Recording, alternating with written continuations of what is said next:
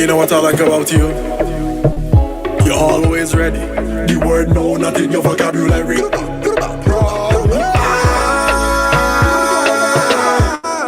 Problem is a problem. Baddest thing. Hey girl, anytime, any place, and you're always ready and willing to ride buggy. You never avoid the buggy, and you never yet hide from it. You never run from it. You always come halfway to meet it. Look at the size of it. Still you never back down, you not easy.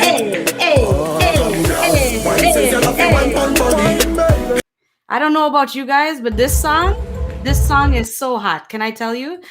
This is my guest today. First, I want to welcome everybody. Thank you for being here for The Zone episode 2. It's going to be bananas today. We're going to have a lot of problems, but good problems. Before I get to my guest, of course, I want to remind everybody, if you are a soca artist or a producer and you're looking for some capital during these hard times, make sure you visit our website. You have to visit SocaMatters.com, check out and click on the Soca Investment Matters icon, and we will be able to help you out. Fill out that form, get your information in, and Planet Soca will be there for you. Also got to big up our sponsors this week, as we do every week: DJ Simply Smooth, Mavert Customs, RiddimStream, and Mr. Roots of Wiz Records. Now, I'm going to get to our guests. You saw the video. That shit is hot. The artist is hot. He's known as Vincy's Bad Boy, and he represents St. Vincent. He's an artist first, but behind his name, he carries credits like producer and songwriter because he bad like that. Everybody, please welcome the man himself, Mr. Problem Child. I need sound effects when I do this shit. I need a poo-poo-poo-poo-poo-poo. Thank you so much for being here this afternoon. My pleasure. My pleasure. How's everything? Everything is wonderful. You know what? I got to say thanks for life. Thanks for being able to connect with people like you and to do this. How is everything on your end? I'm good. I'm just tired. Yeah, I hear you. Good. You're good. You look good, though. As my mother would say, you shine up a little bit. Nah, just bad. Yeah, you bad. Yeah. Just bad. Where are you in the world right now? Like, where are you located? Brooklyn, New York. Yes, big up. I went to Brooklyn 2019. I got to come back. I love Brooklyn, so big up Brooklyn. How are you doing? I got to ask, because I know everybody asks the pandemic questions, but how's everything over in New York with COVID-19? Like, are you guys open? Like, what's going on? You basically do whatever you feel like. I love it. To be honest, I mean, people are still being precautious. Yes. Some people just giving up and just like, it's whatever. Yeah. Some people are functioning as normal as if we're not in a pandemic. And some people are still very mindful that we are in a pandemic. So it's just basically, it's New York. New York is, you do whatever you feel like. And if you could get away with whatever, you do whatever you feel like. You do what you got to do. And that's why I love New York. In a nutshell, even without the pandemic, New York is New York. Yes, they are their own. That's why I love New York. I would love to just stay there for a longer period of time than just what I do. Because, you know, sometimes you come for a weekend visit, but that's why I love New York. Because the people don't we're just going to do what we got to do. That's alive. New York is definitely alive. Do you find that, before I start getting into like the music and your career and we start talking about all the stuff you're doing, do you find with the pandemic, because as an artist, I know you're very, very extrovert. Do you find with the pandemic, you're a little bit of both, or are you an introvert by nature? I'm an introvert by nature. When the pandemic first started, it was just my normal life. Yeah. I was just like, okay, now you guys are doing what I do every day. I stay home and I go out when I have to. If there's an event, I don't have a need to be outside for no reason. I'm only outside if there's a reason to be outside. I like being indoors. I'm very reserved. I'm much to myself, lock myself away, zone out with my music and stuff. So it wasn't really a big difference to me. It got weird because I wasn't able to go at one point, but it wasn't weird because I was indoors, because I love indoors. Yeah, I hear that. I hear that. Is there anything you do at home that you just love doing at home? I mean, besides the music, is there anything like, is there a special treat you like to eat? You like to just binge out on a movie? What do you do? I mean, I just love being indoors, period. So it doesn't really matter. Everything to me is something I appreciate. But the music, besides music, but there's hardly a besides, because it's all about music. That's what I really do when I'm here. And that's what keeps me, grounded and sane while I'm indoors. So, it's fine. I totally get that. And let's talk about too, I wanted to talk a little bit about your home, St. Vincent, and the crazy effects of the last Sofia volcano. I know over here in Toronto, especially with Planet Soca, we've been collecting goods and doing what we need to do to get stuff back, to your home. I wanted to ask, like, because I saw the efforts you've been doing as well, promoting for people to, put their best foot forward to try and help, people of St. Vincent. How are your family and friends doing? Like, what's going on? What's the current update? Everybody's good. Everybody's good on my end. My family, everybody's safe. We weren't. That's good. My mom and my sister, we weren't anywhere. They aren't anywhere near the immediately affected areas. I had a great uncle, my grandmother's brother. Yeah. He was like 93 years old, who refused. He lived in that area, and he was like, I ain't going nowhere. Oh, wow. They eventually got him to leave and stuff. And he was just okay, that's good. I was going to say, oh my God, please tell me he left. He still felt like he didn't need to leave. The only thing he was like, I didn't know there was so much ash out here. That was his only concern. He wasn't worried about anything. He said, I've seen it before. I lived through it. I'm going to live through this one. So, but everybody's good. Yeah. 93. That is a blessed age. I'm glad he's okay. And I'm glad to hear everybody else is okay. Is there any? he looks basically like 60 something, 70. Oh, that's good. See, you know what? And my mother always says too, is the food and everything back home is different. It's different. I don't know what it is, but you need to tell me. I know, right? So something interesting I didn't know about you. So I know your soca music very much, like that's what you were drawn to. But I'm aware of the dance hall. But the one thing I didn't know about you, which I thought was really cool, is the hip hop. So hip hop is another thing that you love. I didn't know that. I've been following you all these years, and I'm like, really? Hip hop is all me. Hip hop been me. Hip hop. I love it. Hip hop was even was greater than the whole dance hall influence. Right. Yeah, hip hop was on me. I got ridiculed and stuff when I was living back home for like my fascination with the hip hop culture and stuff. But it's all good, Yeah, hip hop is a very big part. That's mostly what I listen to, especially when I work out. I listen to all genres, but yeah, I mostly listen to hip hop. When you start your workouts, is there a particular artist or song that you start with if it's a hip hop track? If it's hip hop, no. I love so many different artists and what they bring in.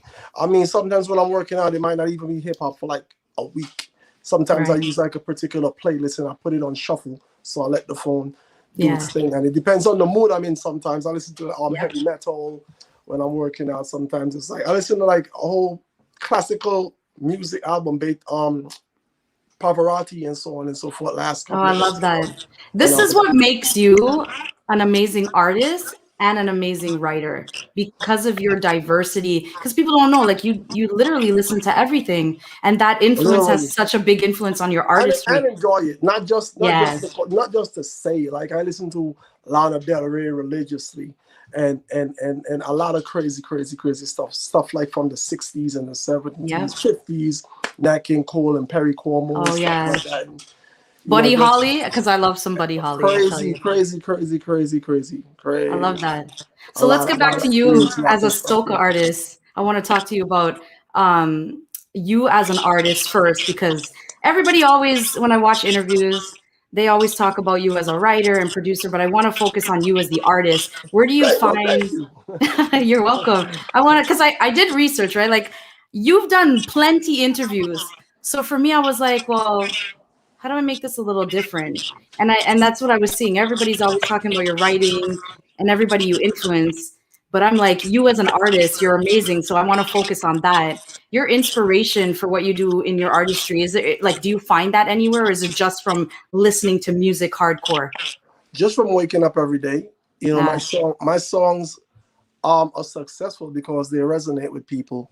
Right. Because I mostly, I try to, or I seem to have found a knack for singing things that people can relate to in one way or another, whether they live it or they know someone who is living it, or something that was far-fetched, but it's within the grasp of their imagination. So, yeah, it's cool. I mean, it's easy for me.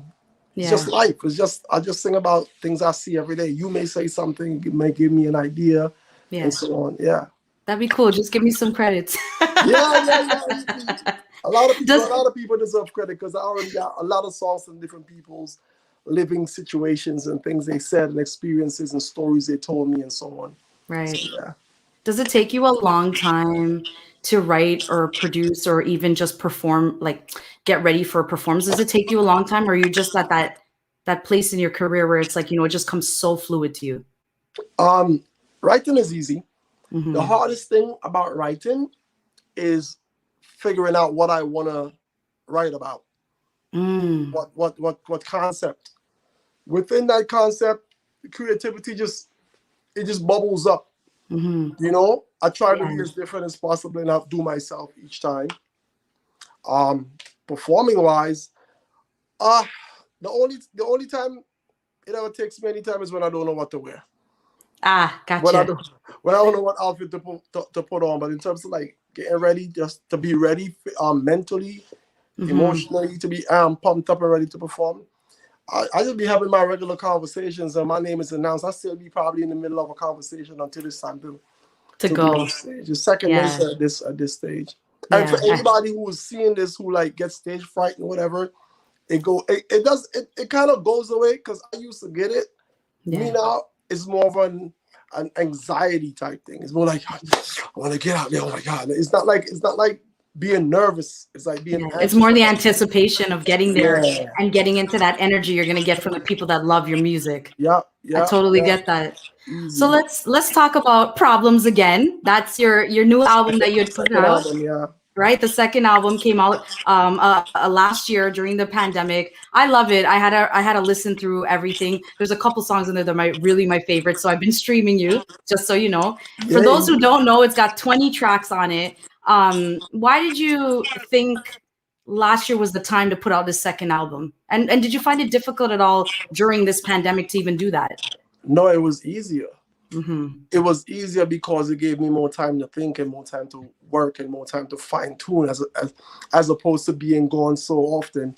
I was sitting and my mind, it was straight, and my mind would be more focused on the actual project. The reason why I put it out at that time was because I was already planning on doing it prior to the pandemic, and I was already like mostly all the way there.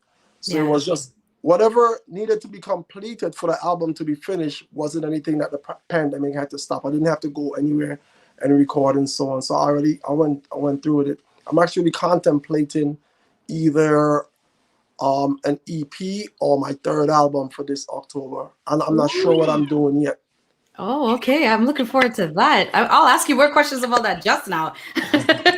So with this album, when I was listening to it, I wanted to ask you why you chose some of the artists that you did. Now, Patrice Roberts, we know that's an old, longtime friend. I expected to hear her. But when I saw you had Afro B, Noah Power, and even Safari, I was like, whoa, my mind was blown.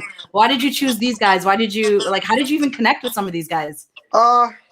Everything is all organic, When I listen to, I have a ton more songs that could feature so many more people. It's all about making the connection. Right. As far as Safari, we have a lot of mutual friends, and I was just like, me and him should do a song, and the mutual friends that we have hooked it up. They introduced us.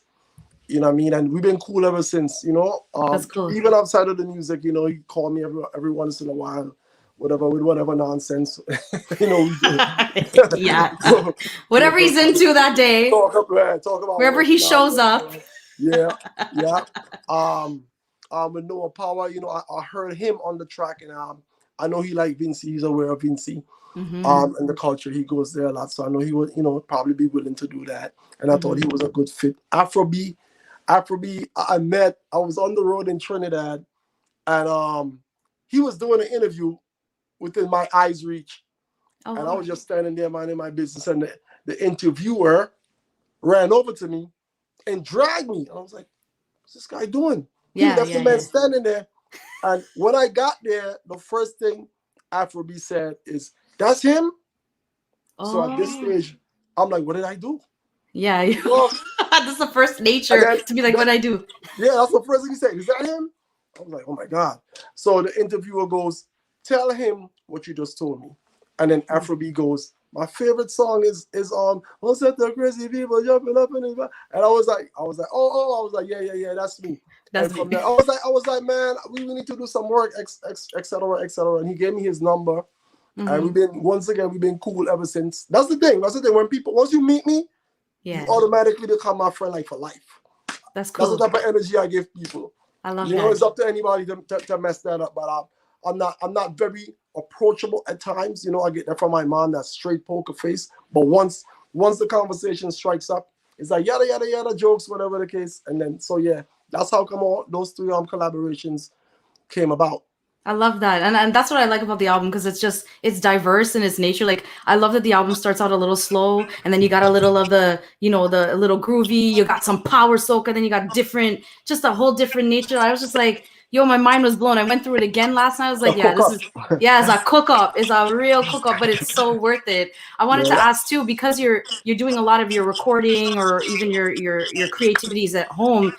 I think you've kind of answered this. Like, I think for you, do you find it's better creating at home because that's where you're an introvert, so you're naturally there? Or do you prefer like going out to the studio and getting that time to work in an actual outside of the house in the studio type thing? I used to like going to the studio more, but I don't have to pay to record at home. There we go. And that's it. There's a question later on I have for you. We talk about money making, but yeah. Outside of that, it's great to have that extra person to hear you, because you hear yourself and someone else hearing you is not exactly the same thing. Right. So, you know, that engineer to sit behind the board and be like, nah, sing that over, you sang that wrong. So my process to combat that is, if I record something, I listen to it as opposed to what I heard when I was singing it. So it's a little bit longer process at times. But I've gotten to the point where I've done it so much here now. It's like I could tell. I have little keys. Like, you feel it. You feel when it's not executed right. Yeah. When I used to go to the studio, it's like much like any situation. If you move someplace else that you will never live, you're gonna adapt to that culture, to the ways of life of that environment or whatever. Whether it's Alaska, or you might end up in the desert, or Mexico. You're not gonna do in Alaska what you would do if you live in the islands, but you would adapt. So that's what I did. I adapted. I found little ways that you feel it. You know, like, nah, do that over. That wasn't good. And so on. So now it's all about home. And I like that. See, I love that. I love hearing that from artists too. And when I ask these questions, I like doing that because you never know who's watching. So artists who are looking at you as like a role model or somebody they want to be like, oh, how did they do their craft? This is like that tidbit of information to be like, here, this is how the thinking's going. It's a great thing to learn. I was always about learning, even while going to the studio. I would ask questions, and from recording my demos to submit to other people in terms of songs that I wrote, I would have to record them. I just now, you know, fine tune it and do it, you know, execute it better. Yeah, I love that about you. So Soca, let me talk about the music, because I feel like as a Caribbean people, we're always fighting for this soca music to be its own genre. And I know you know better than anybody, this business is a money-making business. It's all about streams now and all that. What do you think we need to do as a people or a collective to get soca music just really freaking recognized on these streaming apps even more? Because sometimes I hate it. I hate going on these streaming apps and I'm looking for a song and it's under reggae. It ain't reggae, bro. It's soca. It's our fault. Yeah. It's not their fault. We are begging for them to make it a genre. That's not going to work. These people deal with numbers until we move numbers, because people got to think. Look at the day and the age in which we live. Mm-hmm. Everything is your phone. Everything is digital. I don't even go to the store to buy clothes or buy anything anymore. Right. Everything is digital. Mm-hmm. You know what I'm saying? So you telling somebody, oh, this is soca. The first thing they're going to do is pull up their numbers. And if they're not going to see soca, but if you tell them, search Problem Child or search whoever, somebody, one of the top most selling soca acts, and you give them a name and they pull up and they say, well, this is a top guy and he's selling less than the least known hip-hop artist, and that's the top guy over there. Yeah. Why would I even bother looking at anybody else? Makes you know sense. Why we don't go gold, we don't go platinum? Can we? Yeah, we can. We have enough people in our community to do it. Just buy the records. Just stream the records, download the records, you know, but we're spoiled from the era before when all we did was listen to mixes, or we would go on certain platforms and get the songs downloaded for free and so on and so forth. You know, there's still people who still tell me, yo, send me that song. And no rapper sends anybody any song. No. You know, no R&B artists. When I say send anybody, I'm talking about the average listener. Yeah. They don't send it to them. The DJs who are going to play the records on the radio stations, the media platforms get the records, and that's it. Everybody's got to either buy or stream. Or stream, absolutely. We're not accustomed to buying and streaming soca music. You know, so it's our fault, because I always say, if we pick one artist and rally behind this one artist per month and be like, okay, for this month, guys, everybody's going to buy one song from this artist, or even a particular song, so that, you know, the numbers are higher for that particular song. Pick whatever song from this artist. We decide, okay, boom.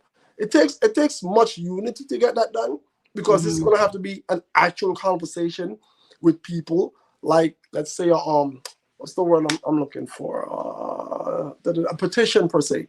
You know, where we say, listen, we're gonna pick a song from Problem Child. We're gonna use this song, and we're just gonna all purchase it. It's 99 cents. Yeah. Now, if everyone involved, let's say every island purchases that song for 99 cents, that's easy. Forget about the money for me, you know, but that's easy recognition. I can now make an argument like, okay, who are you that you went gold?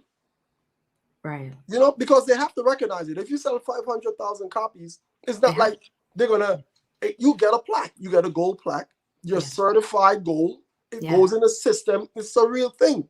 It's a thing. So whoever magazine, whatever, the powers that be, they have to see that. Yeah. And then I now have a voice. Yeah. You know, if you do this, and you don't have to be, it doesn't have to be me. I'm just using myself as an example. You do the same thing for someone else next month. That person now has a voice. So now myself, this person, next month somebody else, we all have gold plaques. Yeah. So now we all have a voice to say, listen, bro, I don't do reggae. I don't do modern dancehall. I do soca music. Right. You know? And that's how you build the genre, by numbers, and only by numbers. And people keep trying to do it some other way. And the only thing that's going to do it is numbers. Our people, they have to buy, stream, download, use all the platforms, whichever platforms you have, whether it's iTunes, Spotify, Deezer, Tidal, Amazon, whatever you use. Yeah.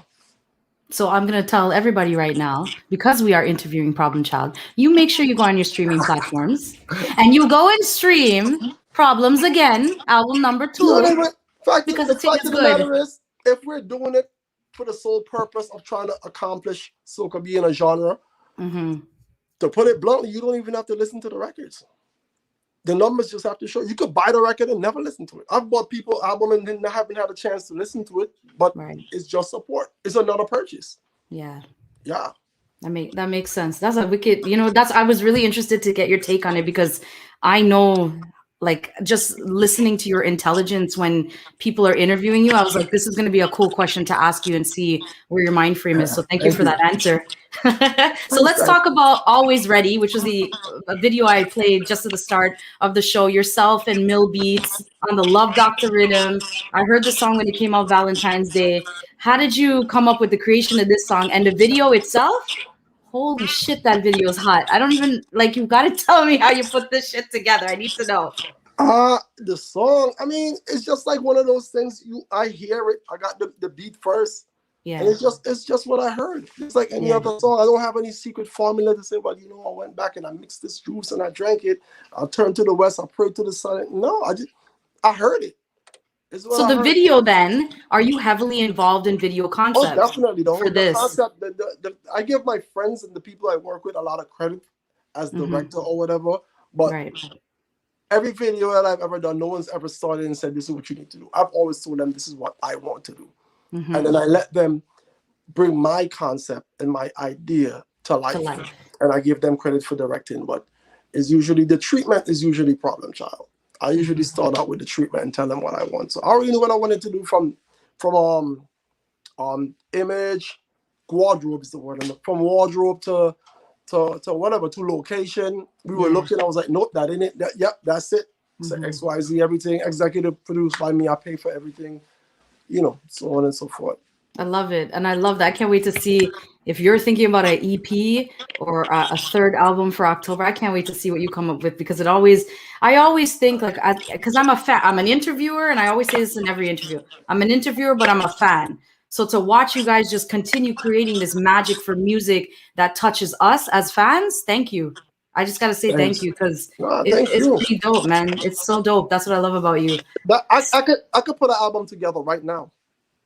I don't doubt that. Without having to record anything else. I have a lot of songs just sitting. I record almost every day.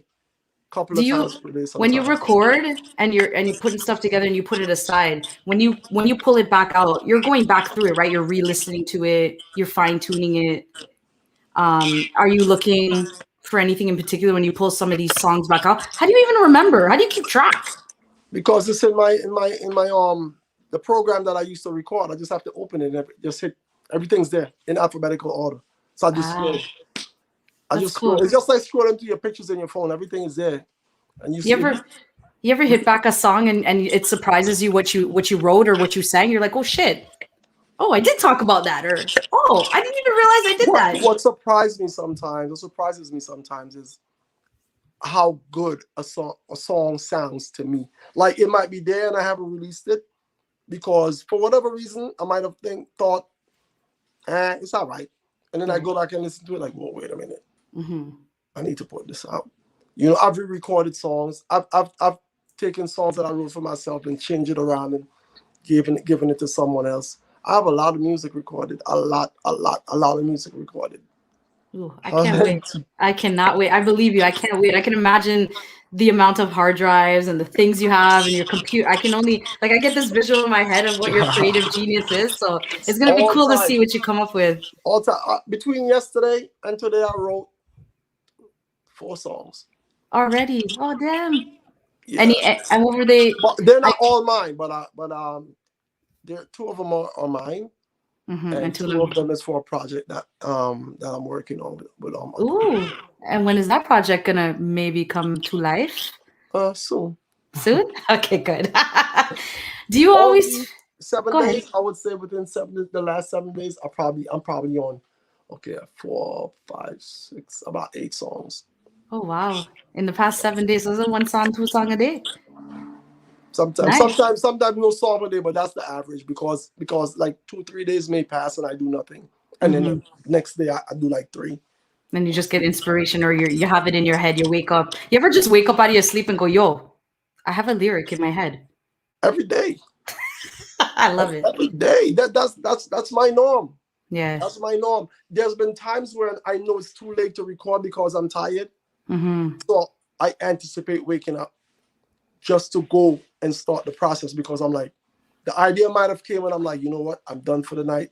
It's like 2 a.m. and I've been at this all day. Yeah. Let me go get some shut-eye. And I get the idea as soon as I lay in the bed, like, oh my God, this is crazy. Something else. So you know what? I'm not going to go and start and do it now. Yeah. I may drop a little voice note in my phone as a reminder of what it is. Mm-hmm. And then when I get up the next day, by the grace of God, I go and I execute.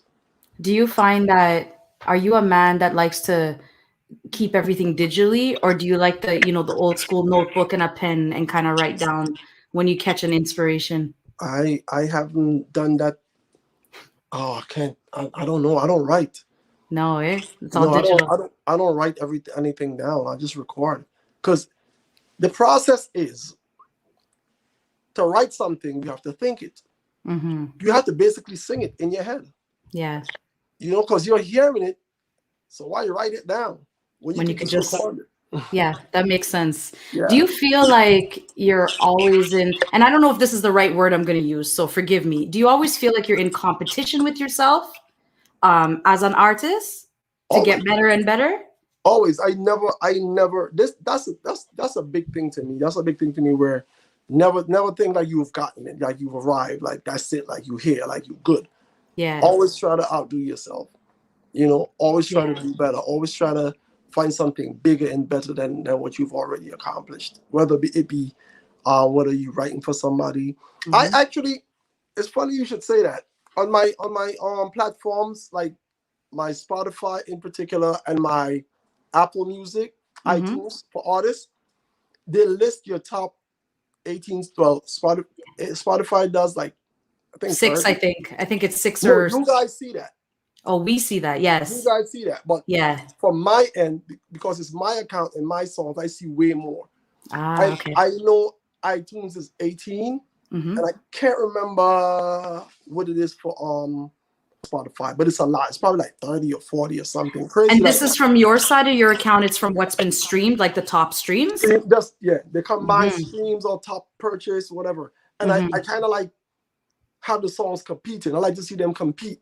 Right. Like, this one just took this one over. This one just passed this one back. This one dropped back. This one, and it's crazy. Some of the songs that people would think are my top songs, and I don't know what you guys see, but a lot of the songs sometimes I'm like, wait, what is this doing here? Like that song with Safari is in my top. Think about how many songs I've ever done. Right. And that song with Safari, that's not really played per se on radio or clubs or whatever. It's in my top 18. Oh, it is. Oh, wow, that's crazy. I wouldn't have, because you're right. Like when I listen to the album, I'm like, how come I've never actually heard this anywhere before? So that's in your top 18. People somewhere in the world it's being played, it's being downloaded, it's being purchased because it's in my top 18. I love it. I did a song with a chutney artist. I would say, I don't remember, but many years ago, and that's like my number 12 most stream song. Hey, coming from the Guyanese home, I get it. You know, we love our chutney. What can I say? It's crazy, and people, I'm pretty sure if I was to show it, they're only like the top 6 songs. People would probably be like, yeah, I could see that. But once it passes 6, it gets really weird. It's surprising. It gets really weird. And what I try to do sometimes is when I release new music, I try to see how far up it'll go on my chart, how far up it'll go with it. Is it going to go to number 2, whatever? And this goes on forever. So if at any point anyone stops listening to a song or listen to a song less, it falls back and something else moves up. Right now, my top 3 songs on depending on what platform you're on is Nasty Up. Wonder why. Right? Feel It. Nasty Up, Feel It, and Teeth Piece. Really? Nice. Out of all the songs I've ever done. And on Spotify, it's Nasty Up, Feel It, Bend Down Remix. Oh yes. That when I came, so on my end, when I pulled you up last night, that was in my top 5. Life is a Beach is up there, but it goes back for like 28 days though. It changes and stuff. So over a lifetime, I could understand why Bend Down Remix, but Life is a Beach is up there. It's crazy. Yeah, Life is a Beach is a nice track too. I like that one. What is the best piece of advice another musician ever gave you that you can remember throughout your career? Well, honestly, I've never really gotten any advice. I've learned from a lot of mistakes that I've made. I remember someone told me, I don't want to mention any names if that's okay, but that's fine. Back in the day, someone advised me to have more fun and smile more. Make it not, I wouldn't say comical, but make my performance a little more lighthearted, because that's me coming from the dance hall and the hip hop genre. We gotta be rough. And ending up in soca. You know, bad man thing. I'm coming from, you know. So 2-finger lick shot every day. With the soca, it's about making the people happy, dance up, jump up, dance, wine. So, you know. That's basically the only. Well, if anyone gave me advice and I can't remember, please forgive me. But that stuck with me. Yeah. That stuck with me, and I never forgot it. So that's the one that stuck with me. Yeah. I'm gonna hate asking this song because you might not want to answer it. What do you feel is the best song you've ever released to date? The best? You have a best or a top? Okay, a top 3 best then. I don't know. No, I honestly don't know, and I'm not trying to duck or dodge the question because I know. I'm big on vibes, and I'm not in the same vibe every day. Right. You know. That's fair. Fair answer. I'll give you an answer though. Okay. I'll give you an answer. I'm interested to see what you give me. I'll give you an answer. Track number 1 on my first album. Okay, so no one knows what that is, so that's your homework to go for. Okay, I'm gonna do my homework. Fly I Boy can't. Fly. It's called Fly Boy Fly. Oh yes. Oh Fly shit. Boy Fly. Yeah. That's my greatest song ever. I Fly do Boy remember Fly. this. My God, taking me back. Yeah. That's my greatest song ever. Fly Boy Fly. By far. Not even close. Nothing is close to that. Why? Nothing. Huh? Why? Why? Because it tells my story. And there's a lot of me being introverted, you know, and a lot of people may assume. People like to assume. So me being introverted and being a very private person by nature, you know, people are always left to guess. And people are gonna, when you guess, for the most part, you assume. And a lot of people assume a lot of things wrong. A lot of people may see the now, but they don't know the then. Yeah. You know, so that's basically letting people know some of the things that I've gone through, you know, how hard it was to get here, my adversities, my triumphs. Yep. You know, and it's like my heart is bleeding on that track. Right. So it's very personal. It's near and dear to me. So like, yeah, definitely.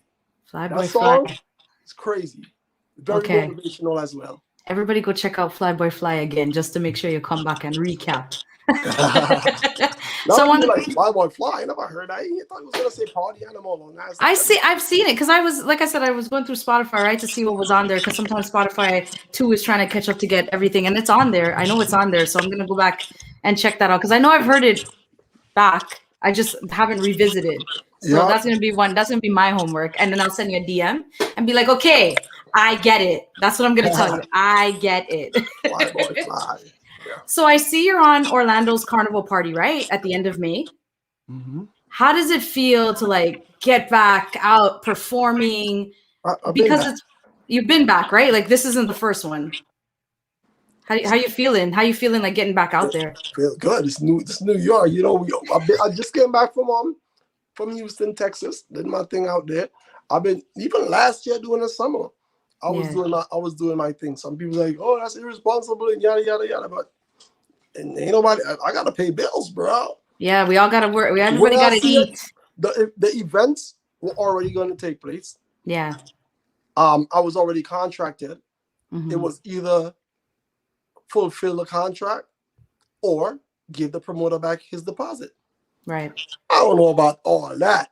You know? I try my best to be cautious and do what I need to do, but you're saying I'm being irresponsible or whatever, or whoever said what, but you're probably getting a direct deposit if I'm not working. I'm not, bro. Yeah, that's the difference. difference. Ain't nobody gonna pay these bills but me. Yeah, exactly. So, you know, I did the best I could as far as being cautious, but I've been doing shows. I was in Miami's open, and now Miami's open.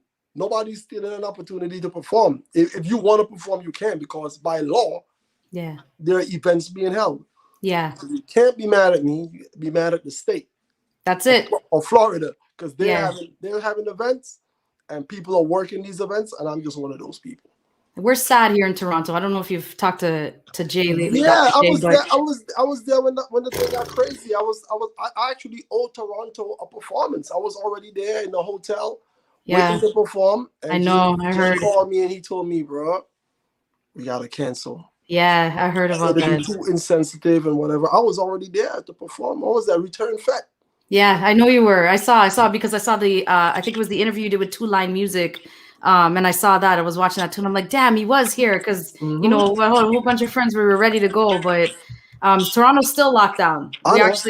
It's just crazy. So to hear everybody else's, and you know, everybody else is out there living, you guys are out there performing, and we're just over here like, you know, okay. You know, I'm not saying lockdown doesn't work, but I don't think it's the solution. To me, okay, every time the numbers spike, lockdown.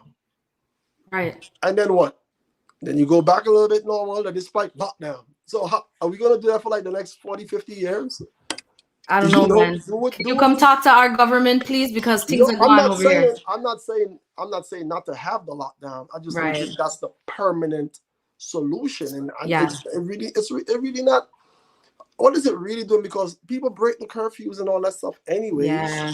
So, you know, I think that whatever way they need to come about to fix it, it needs fixing fast. But I don't think the lockdown thing, because technically speaking, besides Toronto, when I look at the music genres, the only genre that's being hurt by the lockdowns is soca music. Yeah, that's a true thing. Dancehall to an extent. Yeah. But if you're living in the US, look at the hip hop genre. These rappers are doing shows, and it's so confusing. Like, okay, I gotta be on lockdown. I can't do my events. I can't do this. I can't do that. Yeah. And I'm on Instagram, and I just look at somebody perform for 10,000 people. Right. What's the difference between me and them? I'm not saying either or. I'm just saying if I can't do it, they shouldn't be able to do it either. Exactly. And if they could do it, I should be able to do it. But make your mind up. What? Which side of the fence, left or right? Yeah, you can't have people over here in one state locked down, nothing, can't move, and right across the waters, they're having gatherings. Yeah, mass gatherings. So I'm confused. So yeah, so am I. Because I mean, you can't really cross the border over here to go in the States. So I can't even come to New York if we wanted to, unless it's essential travel. And I'm like, New York's about to open fully July 1st. It's funny because we're live streaming on YouTube and Facebook, and somebody in Toronto wrote, we're on a perpetual lockdown, sad face. Because that's true. That's what we are. We're supposed to be locked down until May 20th. And then I think there's talks now to extend that until June. Like, I can't. Like, it's not working. The numbers are going up, but the lockdown's still there. Everything is open. Not everything is open in New York, man. It's just that some things have limitations on them. I get that. You could dine in now. Man, listen. They have outdoor dining. Talk the things. They have outdoor dining. Yep. I'm trying to wrap my brain around this, but it's enclosed. Right? I had the same conversation. And you're outside. Couldn't that just be inside? The original restaurant building, whatever. The restaurant's already going through a financial hardship. You're making them set out stuff outside and doing with it. Okay. During the summertime, when they had outdoor dining and they were like, okay, it's not enclosed or whatever, and we're social distancing and it's an open air type vibe. Okay. Still doesn't make much sense to me, but I understood because you're still sitting across the way from somebody. Mm-hmm. Right? You're right. Okay, good. But now, when it got cold, they made the outdoor area enclosed. So I'm trying to figure out, is there a difference between being enclosed outside of the establishment or being enclosed inside of the establishment? I don't know. My brain hurts. Flying. I know. Flying. Right? You telling me about social distancing and whatever, and I'm flying and somebody's sitting right next to me falling asleep on my shoulder. Yeah, where's the... Right? I'm confused. My brain hurts too. I'm confused. At my gym, all the rules are being enforced. Right. We have to sign in with the same pen. They're not giving. And nobody's sanitizing. It's not like nobody's cleaning it. There's just one pen. Nobody's wearing gloves into the gym. I don't know. The water bottles that they give us to spray down the equipment with. They're not sanitizing that. Everybody's touching the same water bottle. Everybody's picking up the same water bottles. It's crazy. So I don't know. They got to figure out what they're doing because I'm confused. I'm doing my shows. Yeah. Well, I'm glad. I'm glad you're performing. I'm glad you're able to get back out there. I had it already. Yeah. I had it like a year ago. So it's bad. You don't want it. I want to big up somebody that's actually locked in from Paris, France. His name is Stevie Medias. He said he missed the beginning of the interview, but so far so good. He's loving it. So I want to big him up for tuning in. I did want to ask you this question: if you didn't become a musician, what do you think you would be doing right now? Whatever my mother beat me until I became. What does she want you to be? Doctor. That's what every Caribbean doctor, lawyer, whatever. Doctor or lawyer. Right, those two. If it wasn't for music, I don't know. I don't know, man. I like being my own boss. I've had bosses, and I don't know. It's not fun. You know the boss joke about the diaper. A boss on a diaper is the same thing. No, but tell me. Let me hear. They're usually on your ass and full of shit. Yep. No truer words. That's so true. So I've had some bosses. I've had but I'm good. I don't know what I would have been, honestly. It probably would have It's a been Dr. blessing. Lori. I mean, I grew up in an era. It's crazy where people think that is a stigma, so to speak. Like if you're not this, you're not any good. Right. And that's just what my parents thought. You know. Now I'll tell people, for those who don't know, whatever your kid, look at your child, observe, pay close attention. Whatever they have a keen interest in, as long as it's nothing illegal, that's their job. Right. That's their future job. Make sure they have enough education so that they're smart and they know how to speak and articulate. You know, this is going to sound crazy. If they don't want to go to college, but they have a passion for something, don't force them. Yeah, it's true. Don't force them to take that loan that they can't pay back in 20 years. You know what I'm saying? If they want to go and it aids in what they want to become, then sure. But pay attention to your kid. If he likes to ride a bicycle, bro, you can make millions doing anything you love. Yeah. I saw a story where at this point we just having a conversation. I don't even feel like an interview no more. Yeah, that's what I like. I told Planet Soca, I'm just gonna talk to him. I saw a story where this lady, she was a drug dealer. She made millions, and went to prison. Right? And her son, all he ever liked to do is ride skateboards. Right? She lost all her millions. He made his first million at age 17 from riding skateboards. That's it. You see, your passion. Whatever your passion is, that's your job. Yeah. People don't realize that. And you know, I have these conversations with friends too. They're all like, oh man, I don't know what I want to do. I said, but you're doing what you do now, and you're doing it on the side of your job. Turn that side into the thing, because that's where your passion really is. Nothing is guys, I'm sorry. You just go, no, it's okay. You're just going to work to pay the bills. I get it. I'm doing it too. But what you're doing is your passion. Try to turn that into, but people have to remember too, your passion doesn't just explode by itself. You've got to put in the work. Now, if you don't want to put in the work, that's going to be on you, right? Exactly. Fact of the matter is, you said basically what I was going to say. Nothing's wrong with having a job, a 9 to 5. You know, I'm not saying you shouldn't be a secretary if your passion is being a gymnast. Yeah. You know, but try to find a way to get the practice in that you could probably make being a gymnast your job. Yeah. That's it. Because then if you do that, you can hire a secretary. That's why people fail.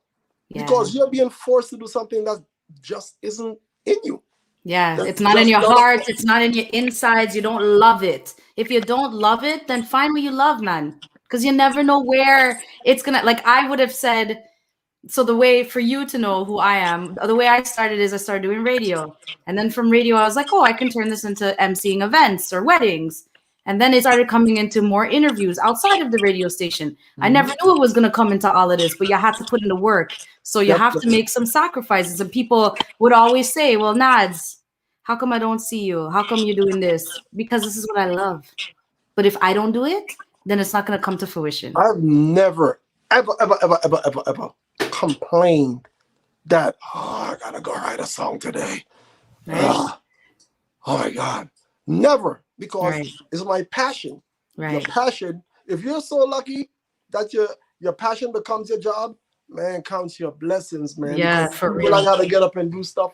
They don't like the people. They don't like the commute.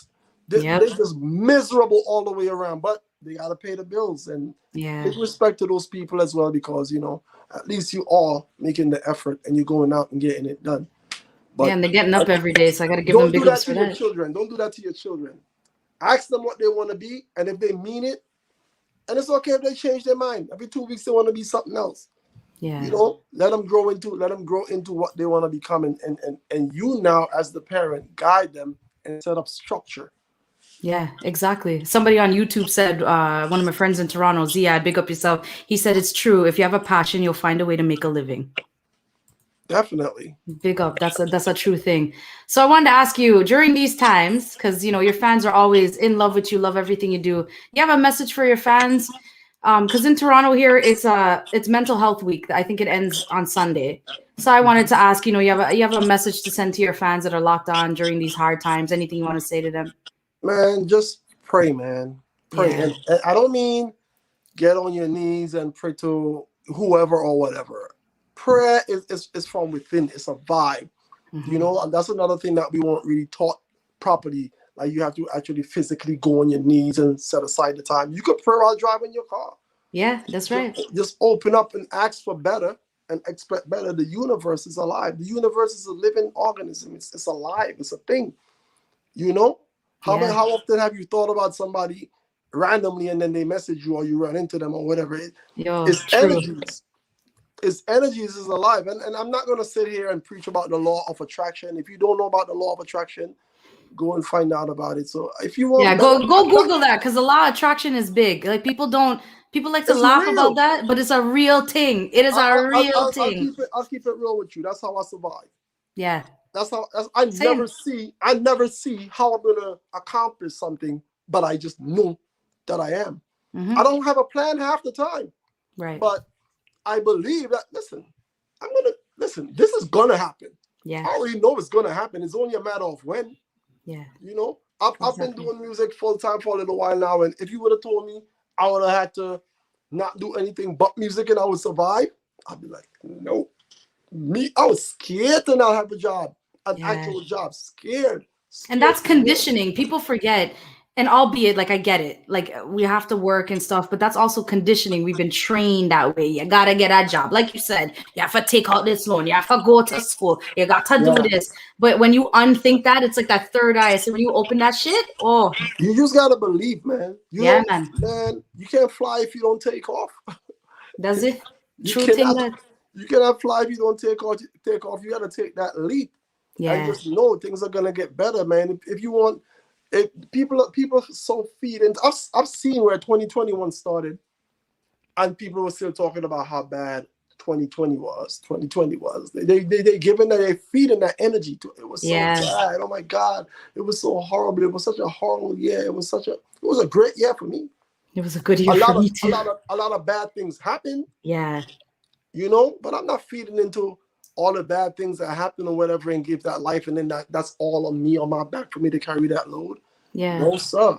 Because if you're focused on that negativity, that's what you're going to attract. That is the law of attraction. That's the basic rule of it. So if it was a horrible, absolutely. I will never put aside anybody's experiences. I think we both all had loss, all kinds of things, but I agree with you. For me, 2020 was a great year, even though it was a shitty thing that was going on. I'm already, and I also believe everything happens for a reason, no matter how bad it is. Yes. I don't believe bad things happen to good people, period. I think unfortunate things happen to good people, but not bad things. You never know what you're being protected from. Like, my show dates in 2020 was looking crazy. Mm-hmm. There was not going to be a weekend almost where I wasn't booked or working. Right. That didn't happen, but who knows what I'm being protected from? Who knows what happened? I could have gone somewhere and some mishap happened, something crazy. So I don't look at that. I look at the positive side of things. Me, I'm already a billionaire with several yachts, in my mind. Yeah. So I'm not worried about anything. Well, if we keep streaming you, we're going to get you some yachts. Definitely. All right? I'm putting it in the atmosphere. I don't care. That's out there right now. I wanted to ask you too, where do you want to see, now that because you're, like you said, you've been in the music business for a long time. And you're here now. You're at this part and stage in your life of your career. Where do you want to see your music career go next? More internationally. Yeah. More international recognition. But that only comes with growth and communication and linking and networking. It's the connections. It's the connections too, right? Because you never know, like the small ones and the big ones. That's all it is connections. I'm not worried about talent or anything like that. It's just about connections. I just need some more international. Get that paper. Yeah, I got you. What can fans, well, even though you kind of said it earlier in the interview, but what can fans expect from Problem Child next? Man, a lot of music, man. A lot of music. I have so much fun doing music, and I found a cost-effective way of doing it where I'm not digging up my eye to put music out and not make anything. Right. I found my niche, and it's gonna be a lot of music coming, a lot of different kinds of music coming too. I'm gonna say and put it out there. Please put out a second album. Don't make it an EP. Make it an album. It's gonna be a third. My first. A third. Sorry. Make sure it's a third album for us. I don't think I want an EP from you. I think I want a third album. I'm putting in my request. Right. That's just me. I definitely consider. I call it beer problems. Yo, that would totally work too. Let the people know where they can find you on social media, how they can link up with you, if they're streaming your music, to tag you. Let them know. Can we see how many? Can you see how many people are on? Is there a number? I cannot right now. Oh, okay. Yeah, I can't see it right now. Say, I want this many followers after I announce my Instagram. Everyone has to follow me. Everybody that's watching right now. So Makil, Ziad, Paris, my friend from Paris, all you guys I can see, because those are the guys that are commenting right now. So make sure you follow them. I'm connecting to Paris. You see? I can't speak on it. Okay. Just stay tuned. Well, isn't that interesting? Because this follower here that I've had since I started radio, and he's been a huge supporter. It's like 8 o'clock over there, so it's going into 9 o'clock now, and he's always followed. So isn't that interesting how the energy is Paris. Stay tuned. So where can we find you on social media? Tell the people. Real Problem Child. REAL Problem Child. Real Across all social media. Just follow me on Instagram. I don't really bother with the other stuff. My Facebook is linked to my Instagram. I don't really go on Facebook. My mother always cursed me out for that. Because the older people like the Facebook. That's why. Facebook, too fast, too much. I know, right? Too much I scroll like a couple of times. I'm like, it's ridiculous. The stuff people talking about is like, geez, what would y'all do if it didn't exist? I don't like Facebook, man. Right? Okay, so Instagram, Real Problem Child. Make sure you follow him. Problem Child, thank you so much. I love this. This is great. It's almost an hour exactly, isn't that? You see that? I love that. And I didn't even notice. I'm just like talking to you. You know, I was sweating because I'm not going to lie. I was nervous before. I'm like, oh my God, this is Problem Child. Because I've always been a fan. I've been a fan from time, right? Thank you. So I've turned into an interviewer now, interviewing people I'm a fan of. And I'm like, oh my God, it's a Problem Child. Man, I took a deep breath and I'm like, okay, we're going to talk. You're the boss, man. Don't be nervous. It was great. Thank you so much for being here. The Zone, of course, season 4. This was episode 2 with Problem Child. My friend, thank you. Stay safe. Continue to perform. To continue to bring more life, more music to your fans and to your people. We definitely love you. I can't wait to see what you put out next. Definitely. Be good. Thank you, everyone. All right. Thanks. Rest of the day. Big up Planet Soca. Big up Planet Soca. You have a great day. Thank you. You too. I'm going to send you a DM when I listen to that Fly Boy Fly. I'm not lying. All right. It's coming.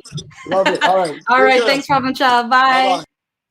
All right. Thank you to everybody that locked on. Season 4, episode 2 with Problem Child. I really enjoyed this interview. Here's why. It just turned into a genuine conversation. So big up Ziad, big up my friend in Paris, just big up everybody locked on. And if you are looking at this after the live, that's great too. Make sure you follow us on all social media platforms, Twitch, Facebook, YouTube at Planet Soca. And then if you're on Instagram, follow us at Planet Soca 1. Of course, don't forget to follow me. It's MC Nads, as you see on the screen, everywhere, all over. I'm going to see you guys next week, Saturday. We have another big guest. I'll just tell you it's a dude. That's all I'm going to tell you. But it's another dope guest for next week, Saturday. I will catch y'all on the flip side. Have a good weekend. Have a good productive week. And stay safe. Peace, y'all.